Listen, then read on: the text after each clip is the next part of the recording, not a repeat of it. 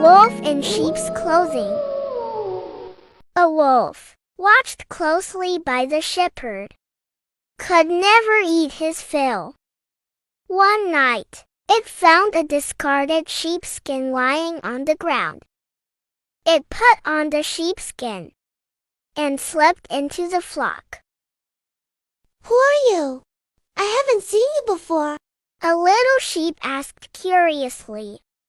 "I'm just new here," the wolf quickly answered. Soon, a little lamb trusted him and followed him away. That night the wolf did not leave. It followed the flock into the pen. Where deception succeeds, greed soon follows.